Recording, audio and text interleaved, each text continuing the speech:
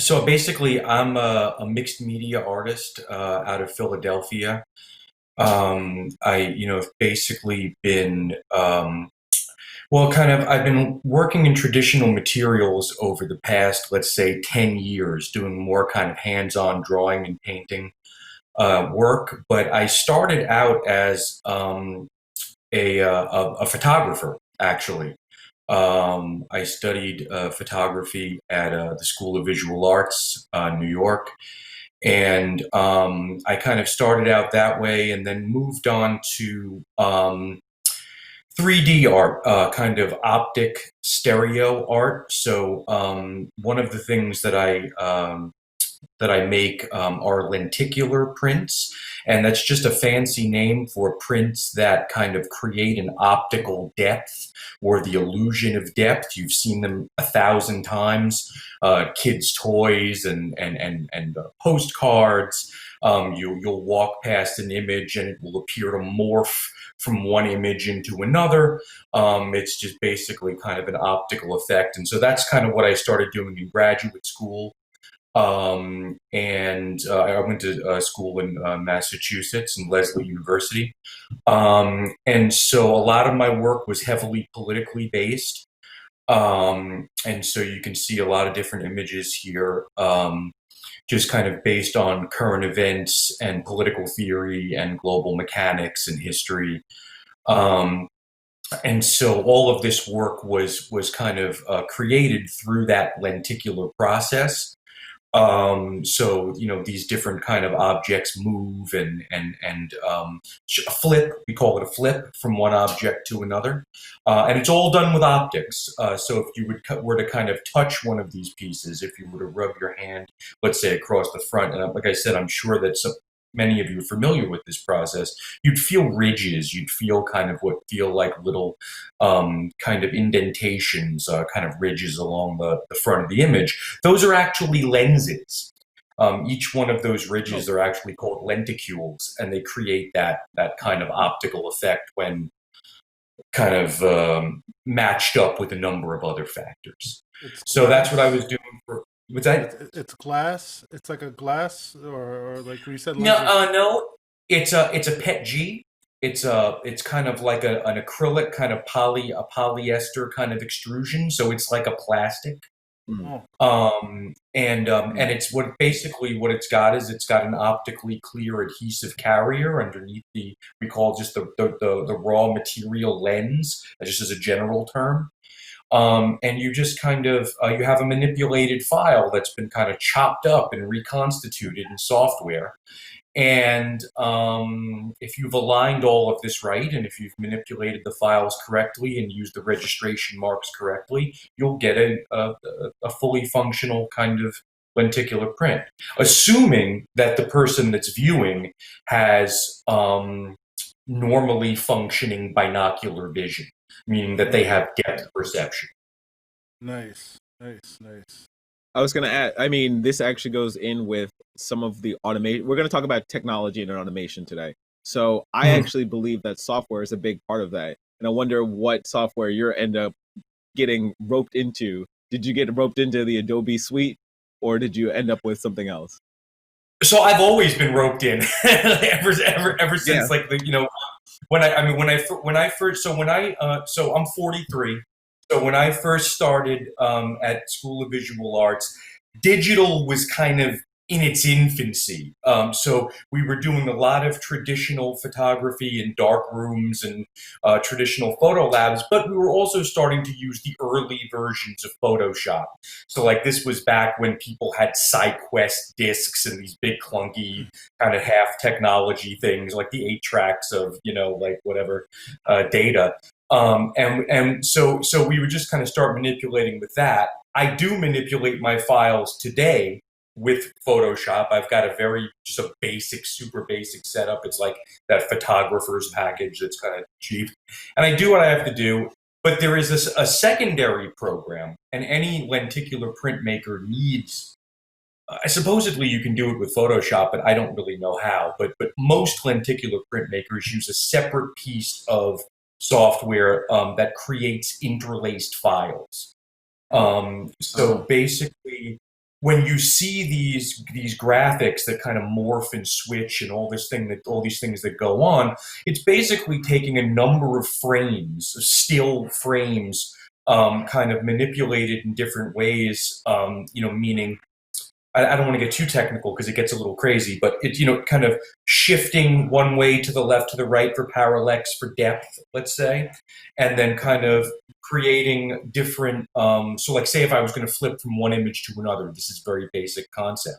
If you have 12 images in your interlace, you have 6 images of the hand open, 6 images of the hand closed, you chop those guys up, reweave them together, interlace them together. And as long as everything is manually aligned correctly, once you create the print, you'll get that movement. You'll get a flip from one image to the other. So my software that I use is called Power Illusion.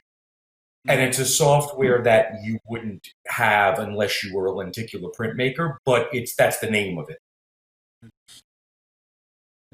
Really interesting. I was gonna say that like I do some stacking in my photography, but I only do it in camera, so it's interesting to see it from a post-production kind of standpoint. Yeah, I mean, there's the thing about stereoscopy, I guess we'll call it, like, the stereo arts, is there's so many different approaches to it. There are so many different people use cameras where there's so I have a friend, a pretty well-known lenticular printmaker in that small circle, taught me the process. His name's Chris Dean. And Chris is a good friend of mine as well. He, for a while, was using a multi-camera setup where he actually had kind of a rig with like 6 cameras on a rail that were synchronized. And then he would take those images, interlace them, and he was able to make 3D photos on the spot. Some people actually use a single camera with incremental movements, where they move from left to right. That's another way of doing it.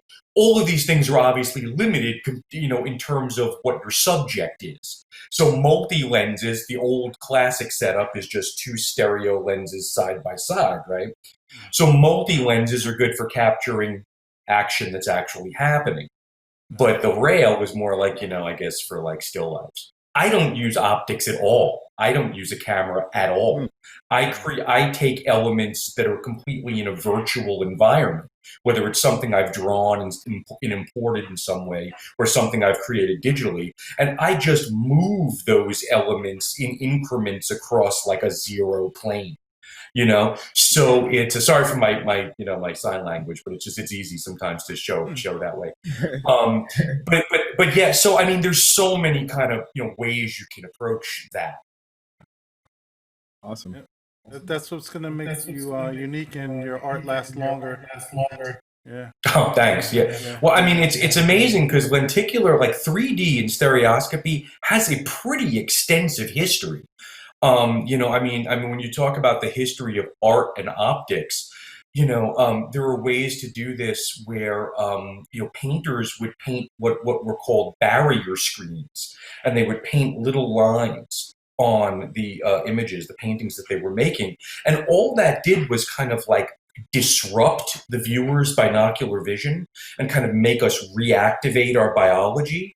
So there are different ways to kind of, and I certainly don't claim to know to be a master of every one. I mean, there's a lot of different approaches to this, but I mean, basically, what it's about is kind of this temporary disruption where your body has to kind of refocus its depth perception. And so, like, we're human beings, right? So we have these overlapping fields of view, so we get that depth perception. That's what's important to us biologically. So, like a fish, for instance, doesn't have depth perception. A fish has these wide 180 eyes that serve it in a different way. A fish can see a predator coming from behind and has that view. We hopefully can be less less aware of that and kind of not necessarily see behind our heads, but have a really kind of well-defined, okay, so this screen is a foot away from me and this object is 6 inches away from me and so on. So it's about biology, basically, reactivating that biology. Nice. We are a product of our evolution, and that's a great showing of that, because you're really, it does matter how you auditorily and how you visually see, like feel something. Like your auditory function can actually tell you if there's a predator behind you, basically, because it's in reinforcing that you understand space and distance between things. So it's just interesting that I mean, what we're going to get in this discussion when it turns to robots, because there's something that I always like to say: a robot can't, technology can't give you an apology. When something goes wrong, technology cannot apologize to you, which is a function of how we work as humans. It's a biological instinct to almost expect catharsis from a situation. Well, it's you want to get into this, Robert? Or, go ahead. All I just want to do is welcome my cousin. As you can see, he's got the same last name. You know, from my father's side, to the show. You know, I'm happy he was able to make it, and so far everything seems to be running smoothly with the show. I'm happy. I'm very happy. You know, it's good seeing him. I haven't seen him in a long time, and it's good to see that everybody's healthy and doing what they have to do in this crazy environment. So that's my biggest thing about today. I'm just excited about that. Anyway, yeah. It's good to be here. It's good to be part of this, and you know, I'm kind of in one of the rooms of my studio here, so like I'm not in my garage. I just wanted to let you know I got my garage shelves back there where I store all my stuff, and you can see a little something going on back there as far as artwork is concerned. But yeah, no, it's great to kind of be a part of this and talk these things out. It sounds fun.